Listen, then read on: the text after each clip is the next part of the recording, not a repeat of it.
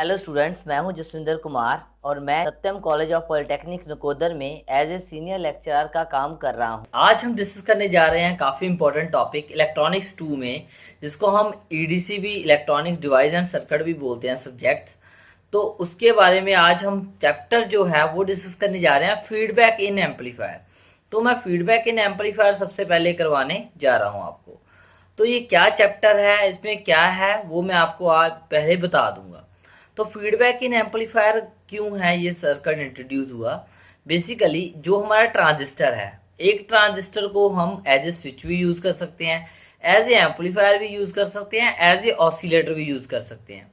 तो जो हम दो की बात करते हैं, एक ट्रांजिस्टर को हम एज ए एम्पलीफायर भी यूज कर सकते हैं, एज ए ऑसिलेटर भी यूज करते हैं।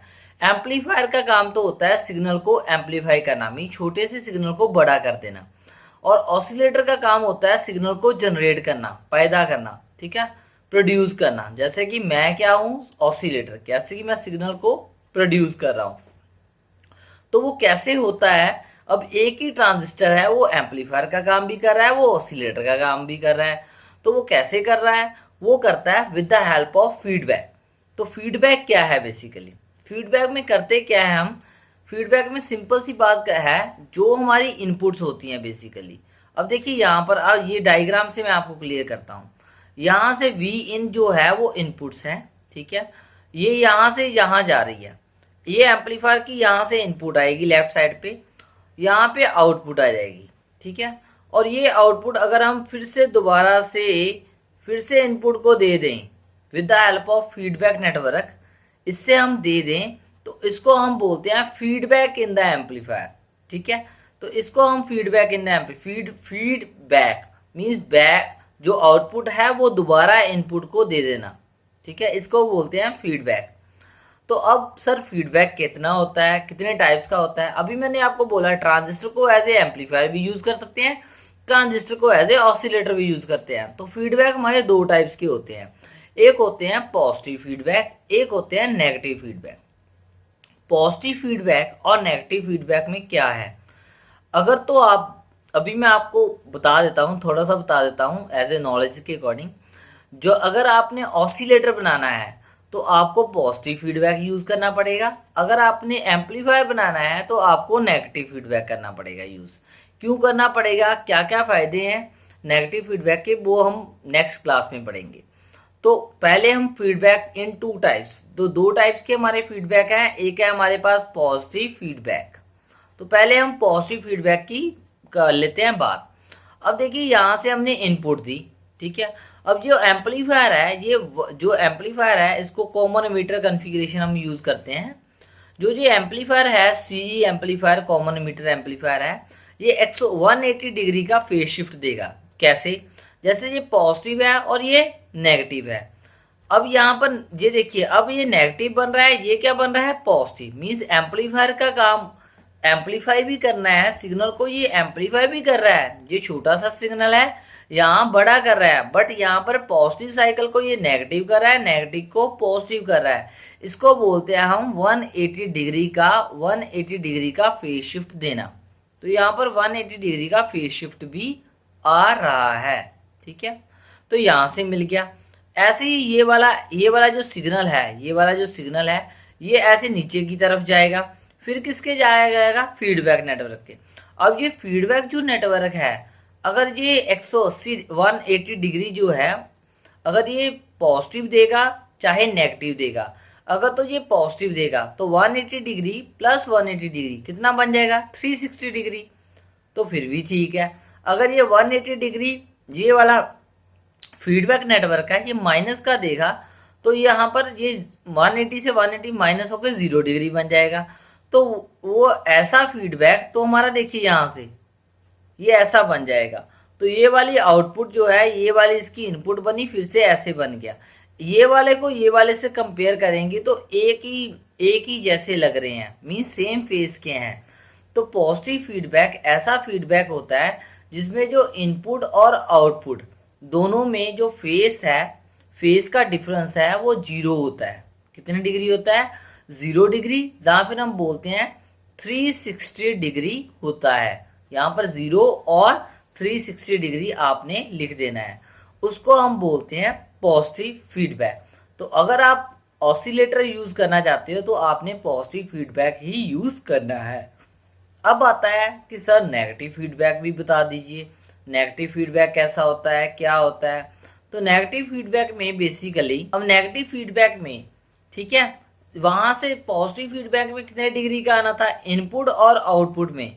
अब यहाँ पर भी ये क्या हुआ, अब ये वाली इनपुट है और ये वाली आउटपुट है, दोनों में कितना फेज शिफ्ट पड़ गया, 180 डिग्री। तो 180 डिग्री का अगर फेज शिफ्ट आ जाएगा तो उसको बोलेंगे, यहाँ पर लिखा है ना, V F is out of phase with phase 180 degree. अगर हमारा जो इनपुट और जो वहां पे फीडबैक की आउटपुट आई है, इसकी आउटपुट दोनों का 180 डिग्री का फेज शिफ्ट होगा, डिफरेंस होगा, उसको हम बोलेंगे, फेज शिफ्ट होगा तो उसको बोलेंगे हम नेगेटिव फीडबैक। तो सर बता दीजिए, वहां पर लिखा था हमने फीडबैक एनर्जी, वहां था सेम फेज, यहाँ पर क्या आ जाएगा, out of phase means 180 degree. कैसे बनेगा अभी बताता हूँ। यहाँ से हमने इनपुट दी, 180 डिग्री का फेज शिफ्ट आ गया। आगे ये वाला सिग्नल हमने नीचे की तरफ जा रहा है, अगर हम नीचे की तरफ भेजेंगे इसको तो ये क्या बनेगा, अब ये नीचे की तरफ आ रहा है, अगर ये नीचे की तरफ आएगा तो ये फीडबैक पे आएगा। अब यहाँ पर इंट्रोड्यूस क्या आ रहा है, जीरो फेज शिफ्ट, यहाँ पर 180 डिग्री प्लस जीरो कितना रह जाएगा, 180 डिग्री। तो हमारा जो दोनों में, अब दोनों में कितना फेज शिफ्ट है, 180 डिग्री। तो 180 डिग्री जब फेज शिफ्ट हो जाएगा उसको हम बोलते हैं नेगेटिव फीडबैक। तो दो टाइप्स के मैंने फीडबैक आपको बता दिए, पॉजिटिव फीडबैक और नेगेटिव फीडबैक। अब जो नेगेटिव फीडबैक होता है उसमें गेन और स्टेबिलिटी और डिस्टॉर्शन, गेन इसका सबसे बढ़िया होता है, डिस्टॉर्शन कम से कम होती है, स्टेबिलिटी भी अच्छी होती है, इसलिए हम इसको एज ए एम्पलीफायर के यूज करते हैं।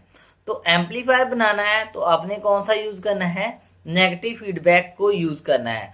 अगर आपने ऑसिलेटर बनाना है वहां पर आपको पॉजिटिव फीडबैक यूज करना पड़ेगा। तो दोनों फीडबैक में मैंने आपको डिफरेंस भी बता दिया, दोनों के डायग्राम भी आपको मैंने शो करवा दिए हैं, तो आपको पता चल गया होगा पॉजिटिव फीडबैक और नेगेटिव फीडबैक क्या है। नेक्स्ट हम वीडियो में देखेंगे क्या अगर हम नेगेटिव फीडबैक यूज करते हैं उसकी क्या क्या एडवांटेजेस है। तो पेपर में इसका डिफरेंस भी आ जाता है कि डिफरेंस बिटवीन पॉजिटिव फीडबैक और नेगेटिव फीडबैक में बारे में बताइए, या फिर ऐसे पूछ सकता है फीडबैक इन एम्पलीफायर और टाइप्स ऑफ फीडबैक के बारे में बताइए। तो ये सेम है टोटली, दोनों में यही लिख के आना है आपने, और ये वाले जो डायग्राम है बना के आने हैं। तो एक बार रिव्यू कर लेते हैं। आपने पॉजिटिव फीडबैक में जो डेफिनेशन लिखनी है वहां पे आपने लिखनी है कि पॉजिटिव फीडबैक वो वाला फीडबैक होता है, ये एक साइंटिस्ट था बेसिकली, बारहुसन क्राइटेरिया, उसने बताया था कि इसके बारे में, पॉजिटिव और नेगेटिव फीडबैक के बारे में। तो आपने पॉजिटिव फीडबैक में लिख देना है वो फीडबैक जिसमें हमारा 0 डिग्री सेम फेज, जिसमें हमारा जो इनपुट वोल्टेज है और फीडबैक वोल्टेज है दोनों में जो फेज शिफ्ट है वो 0 होगा, और जो हमारा नेगेटिव फीडबैक है उसमें 180 डिग्री होना चाहिए। तो यहाँ पर ये बन जाएगा। और पॉजिटिव फीडबैक हम किसके लिए यूज करते हैं, ऑसिलेटर के लिए। नेगेटिव फीडबैक इसके लिए यूज करते हैं, एम्पलीफायर के लिए। और जो नेगेटिव फीडबैक है उसमें हमारी डिस्टॉर्शन कम होती है, पॉजिटिव फीडबैक में डिस्टॉर्शन ज़्यादा होती है। नेगेटिव फीडबैक में हमारा गेन जो है वो बढ़िया होता है, इसलिए हम उसको एम्पलीफायर के लिए यूज करते हैं। इसमें गेन जो हमारा कम होता है इसलिए हम ऑसिलेटर के यूज करते हैं।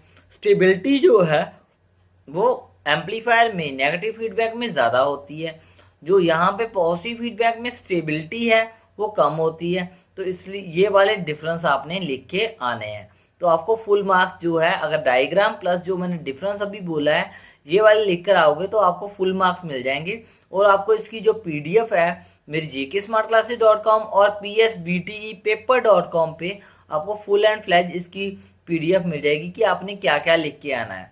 तो thank you, thanks a lot, thanks for listening, bye bye, next video में मिलते हैं।